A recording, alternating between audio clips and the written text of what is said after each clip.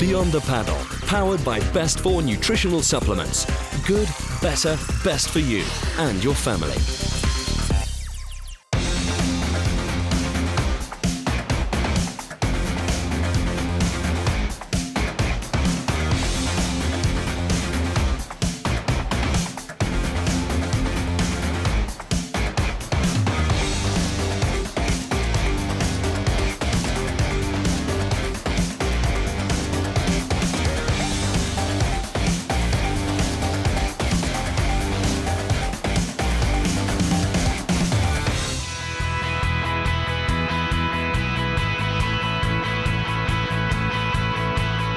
Welcome back to Best 4 Beyond the Paddle, the full spectrum show that looks at everything to do with the world of paddle sports. Who's paddling, where they're paddling, how they're doing it, and how we can get you onto the water and get you really enjoying the pleasures of paddling.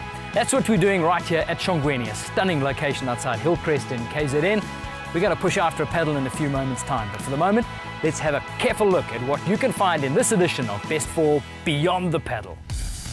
We head up to the north coast of KZN for the Monakhanjkane. Then up to Emmarentia and Joburg for the SA Canoe Polo Champs. Down the Umkomaas River Valley for the Still Umko Marathon 2012. We have a look at the new Jacana K1. Then to the Northern Cape and the Green Kalahari Canoe Marathon. We spent some time with World Marathon champ Hank McGregor.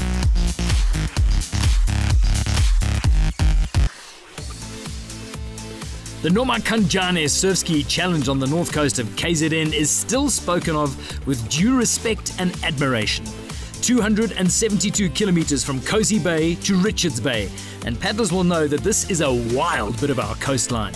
It was all part of a R1.5 million fundraiser to build a centre for autistic children in Richards Bay. 11 paddlers, 10 days, 7 made it. All 20 that made up this expedition deserve our respect. Sit back and soak up the sights and sounds of this epic paddling adventure.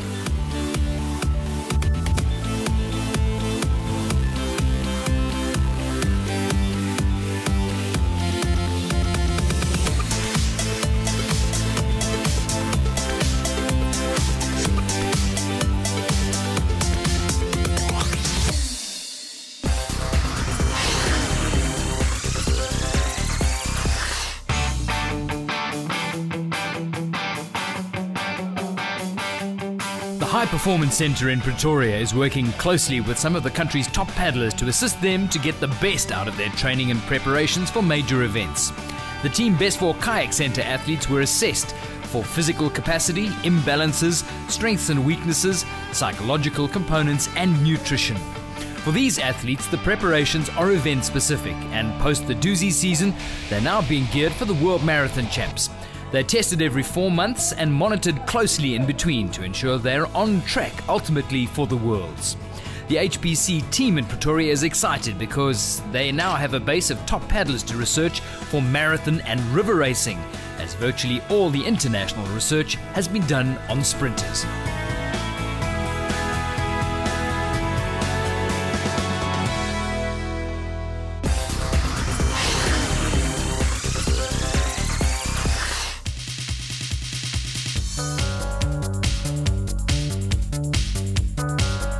The purpose-built canoe polo pitch on Emmarentia Dam in Gauteng played host to the 2012 SA Canoe Polo Champs, a sport with a small but passionate following from various corners of the country.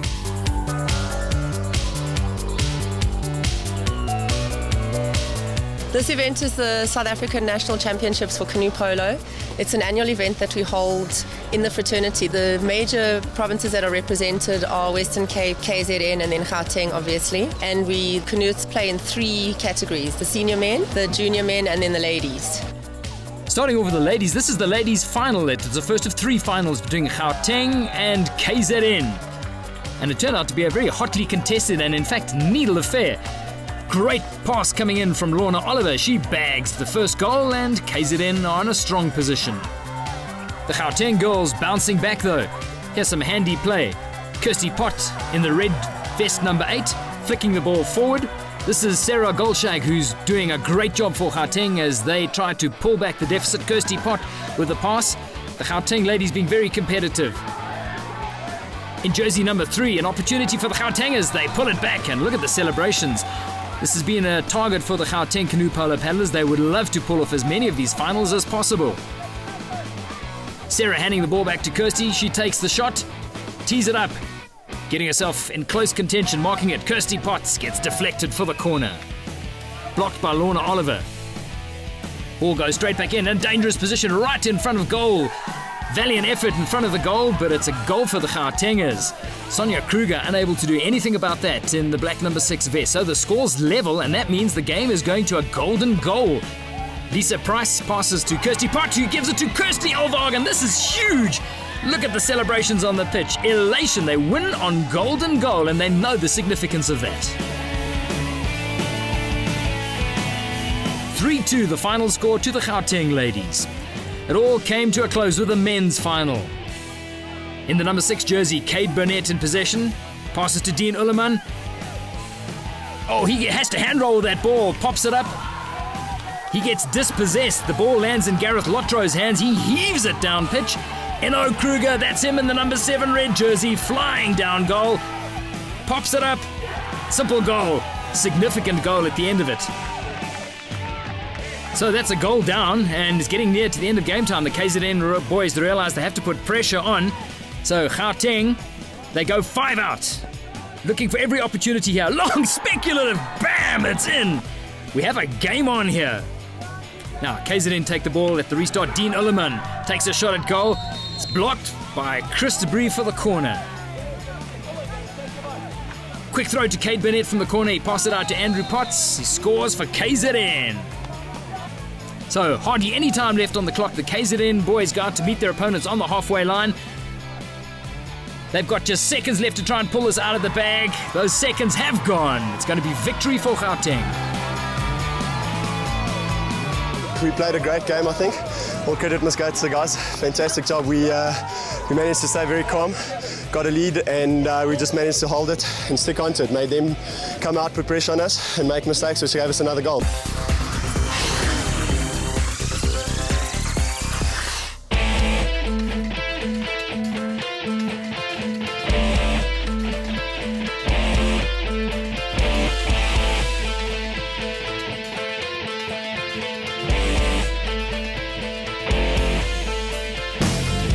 Extreme kayakers across the globe are on the search for the wildest ride of the year. This can involve waterfalls or simply some playboat surfing in hectic waves. Here's a look at some of the finalists on our shortlist.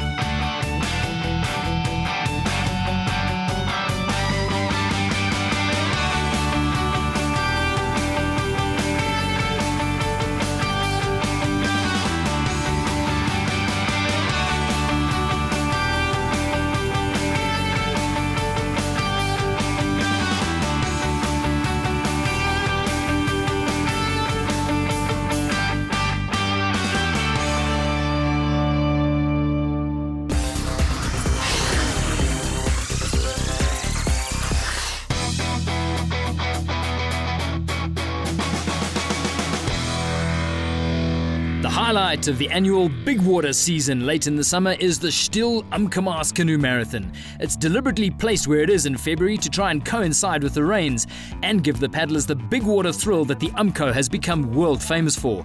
This year, however, the rains deserted KZN. Isn't that the story of the whole summer? And the paddlers that got down to the start of day 1 at Josephine's Bridge were greeted by a low Umkomaas River. It's one of the hardest races, I think, in the country to do, to actually successfully race it. It's a very complicated river. There's a lot of rocks that just come out of nowhere. And the speed, the water pushes down here sometimes, so it throws you straight into a rock, and you can run into quite a lot of trouble quite quickly. The top contenders on the start line, without a shadow of doubt, the defending champs Hank McGregor and Grant van der Walt, ready for anything that the Umko was going to throw at them. The water is not super high, so it's we can make mistakes and it can cost you. So yeah, we're just going to try and enjoy it, and that's what the Still Umko is all about, to have fun in a fantastic and beautiful valley. The race started just below Josephine's Bridge on a low Umko. Day 1, 35 kilometers to Riverside Store, on what was going to be a blindingly hot midsummer's KZN day. Day 1 is the easier of the two Umko days nowadays. The river is wider, it's slightly less steep in gradient, but with testers like T-Junction and Captain Honks along the way. And at all levels, it's about slaloming around the rocks and staying out of trouble. But sometimes troubles has a way of looking for you. Missing a line in this rapid, this crew is destined to go sideways and then upside down. And then finishing up with a shin-bashing swim down the rest of the rapid.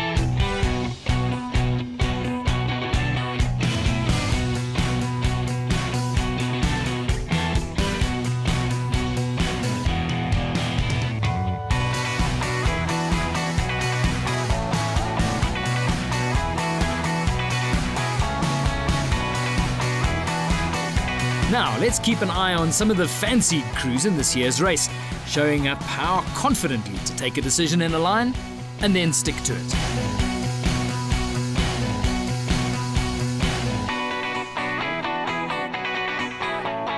Now, here's Abby Adi and Bianca Hoare looking cool, calm and collected.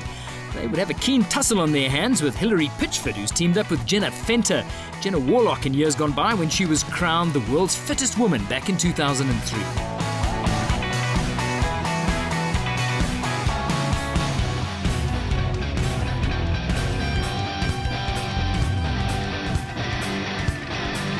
Meanwhile, there are dramas early on in day 1 as the race claims its first wrapped boat. And from here to the finish is suddenly a long, long way away. The rocky river took its toll on plenty of craft, and very few didn't need some overnight repair work after a beating on the low Umko. Once the broken boats were sorted out, it was time to sort out the broken bodies and fuel up for the second stage through the infamous Hella Hella Gorge. Today's number 1 to 8 is a tricky section. If you're wanting to race, you can make mistakes. So it's going to be a tough race because we're quite close together. A reverse order start for day 2 as the back markers from day 1 get onto the water first. There's plenty to paddle for here to get clear of the traffic before dropping into the Umko Icon Rapid number 1. Let's have a look at the elapsed time leaders, Hank McGregor and Grant van der Walt. We broke a paddle yesterday and we went from 1st to 6th and we had to catch up, so anything can happen, so you just got to look sharp and hope for the best. Hank and Grant making number 1 in a low level look ridiculously easy. The river actually dropped from the day 1 level, running at 1,1 meters at the Hella Hella Bridge. Hank and Grant had a 3.5 minute lead overnight over Jacob Adam and Gavin Shooter. Brandon van der Walt paddling with Big Matt Bowman. Lance Kime with Kwandam Klope also going well through number 1. Now here's a move to remember. Sean Griffin and Cam Schoeman getting into a spot of bother. Schoeman abandons ship and he swims down the rapid, meaning that you're going to visit a lot of rocks on the way down. Swimming number 1 is never recommended, but at a low level it's always going to be particularly memorable.